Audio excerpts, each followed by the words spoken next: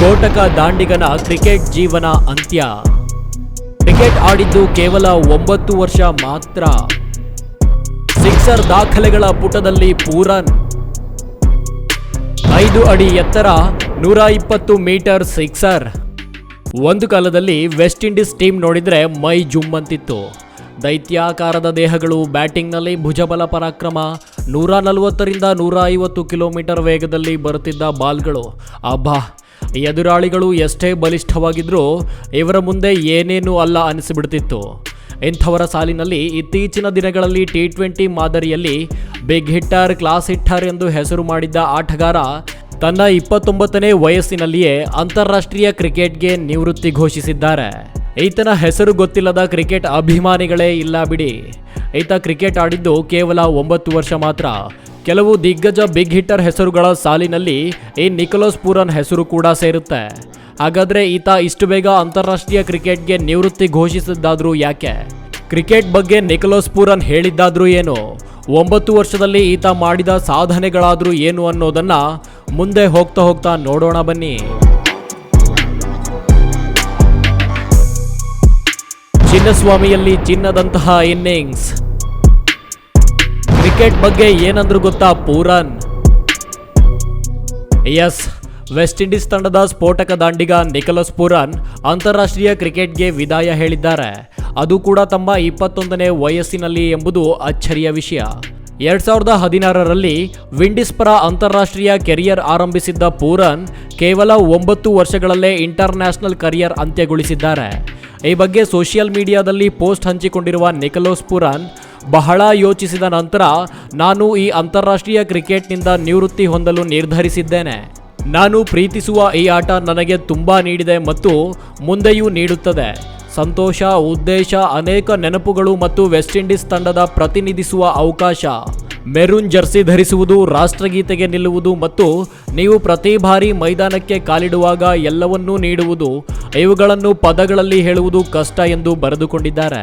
ಅಂದಹಾಗೆ IPLನಲ್ಲೂ ಈತ ಕ್ರಿಕೆಟ್ ಅಭಿಮಾನಿಗಳ ಮನೆ ಮಾತಾಗಿದ್ದಾರೆ. ಎಂತಹ ಅನುಭವಿ ಬೌಲರ್ಗೂ ಸಿಕ್ಸರ್ಗಳ ಮೂಲಕ ಉತ್ತರ ಕೊಡುತ್ತಿದ್ದು ಇದೇ ನಿಕೋಲಸ್ ಪೂರನ್.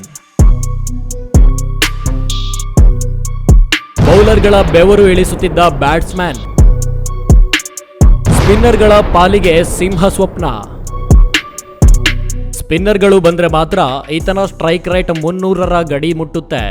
2023ರಲ್ಲಿ ಬೆಂಗಳೂರಿನ ಚಿನ್ನಸ್ವಾಮಿ ಮೈದಾನದಲ್ಲಿ ಪೂರನ್ ಆಡಿದ ಆಟ ಯಾರಾದರೂ ಮರೆಯೋಕ್ಕಾಗತ್ತಾ?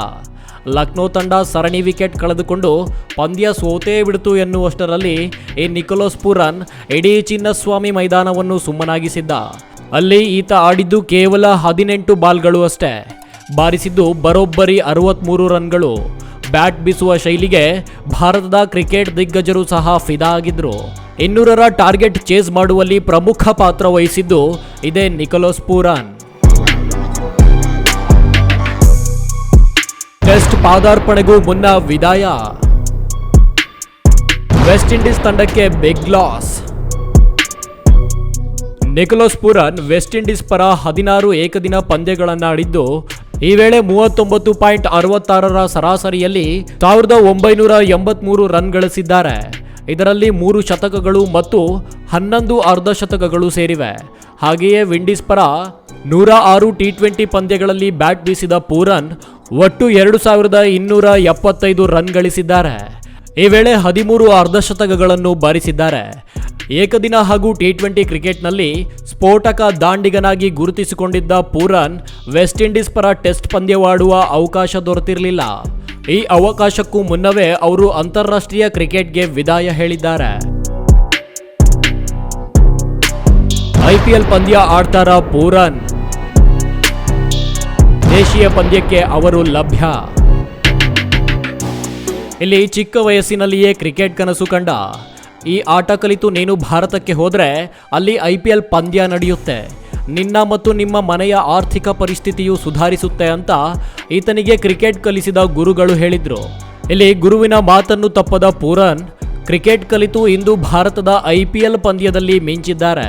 ಅಂದಹಾಗೆ ನಿಕೋಲಸ್ ಪೂರನ್ ಅಂತಾರಾಷ್ಟ್ರೀಯ ಪಂದ್ಯಗಳಿಗೆ ಮಾತ್ರ ಗುಡ್ ಬೈ ಹೇಳಿದ್ದಾರೆ. ಅವರು ಲೀಗ್ ಕ್ರಿಕೆಟ್ನಲ್ಲಿ ಮುಂದುವರಿಯುವುದಾಗಿ ತಿಳಿಸಿದ್ದಾರೆ. ಇಲ್ಲಿ T20 ಕ್ರಿಕೆಟ್ನಲ್ಲಿ ಸಿಕ್ಸ್ಗಳ ರೆಕಾರ್ಡ್ ತೆಗೆದ್ರೆ ಪೂರಾನ್ ಹೆಸರು ಕಾಣುತ್ತೆ. ಈತ ಸಿಕ್ಸರ್ ಹೊಡೆಯದ ಬೌಲರ್ಗಳು T20 ಮಾದರಿಯಲ್ಲಿ ಬಹಳ ಕಮ್ಮಿ. ಅದೇನೇ ಇದ್ರೂ ವೆಸ್ಟ್ ಇಂಡೀಸ್ ತಂಡದಲ್ಲಿ ಇತ್ತೀಚಿನ ದಿನಗಳಲ್ಲಿ ಉದಯೋನ್ಮುಖ ಆಟಗಾರರ ಸಂಖ್ಯೆ ಕ್ಷೀಣಿಸ್ತಾ ಇದೆ. ಇಂತಹ ಸಂದರ್ಭದಲ್ಲಿ ಸಿಕ್ಸರ್ಗಳ ಸುರಿಮಳೆಗೈಯುತ್ತಿದ್ದ ಆಟಗಾರರು ಈ ರೀತಿ ವಿದಾಯ ಹೇಳಿದರೆ ಕ್ರಿಕೆಟ್ ಅಭಿಮಾನಿಗಳಿಗೂ ಬೇಸರ ಮತ್ತು ವೆಸ್ಟ್ ಇಂಡೀಸ್ ಕ್ರಿಕೆಟ್ ತಂಡಕ್ಕೂ ದೊಡ್ಡ ಹೊಡೆತ ಬಿದ್ದಂತಾಗಿದೆ. News room Kannada medium 24/7.